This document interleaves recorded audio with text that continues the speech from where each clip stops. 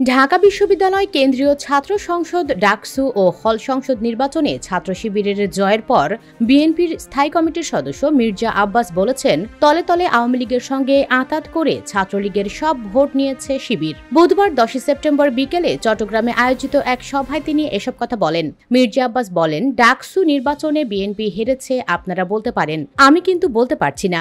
জামায়াতের এত ভোট কোত্থেকে এলো হিসাব মেলে না। গভীর ষড়যন্ত্রের আভাস পাচ্ছি। বিভিন্ন দল যখন আমরা একসঙ্গে বসি, বলা হয় খেয়াল রাখতে হবে আওয়ামী লীগকে ঠেকাতে হবে, তারা আবার এলে কচু কাটা কাটবে। কিন্তু তলে তলে আওয়ামী লীগের সঙ্গে আঁতাত করে ছাত্রলীগের সব ভোট নিয়ে নিয়েছে শিবির। ডাকসুর নবনির্বাচিত কমিটিকে উদ্দেশ্য করে মির্জা আব্বাস বলেন, ডাকসু নির্বাচনে যা হোক, যেভাবেই হোক, আমি স্বাগত জানিয়ে বলতে চাই, এই কমিটি যেন দেশের স্বাধীনতা সার্বভৌমত্ব রক্ষার চেষ্টা করে। তাদের জ্যেষ্ঠ নেতারা যারা দেশটাকে ভুল পথে পরিচালিত করার চেষ্টা করছে, তাদের যেন ফিরিয়ে আনতে পারে। বিএনপির বিরুদ্ধে দেশে ও দেশের বাইরে ষড়যন্ত্র চলছে জানিয়ে তিনি বলেন, দেশের স্বাধীনতা সার্বভৌমত্ব, জানমালের নিরাপত্তায় বিএনপি নিরাপদ দল। 5 আগস্টের পরে বিএনপির লোকজন অত্যাচার করছে ইত্যাদি ইত্যাদি, তা কিন্তু সঠিক নয়। বিএনপির সঙ্গে আওয়ামী লীগের লোকজন মিশে যেমন করছে, তেমনি আওয়ামী লীগ ও জামায়াত মিশে অপকর্ম করছে।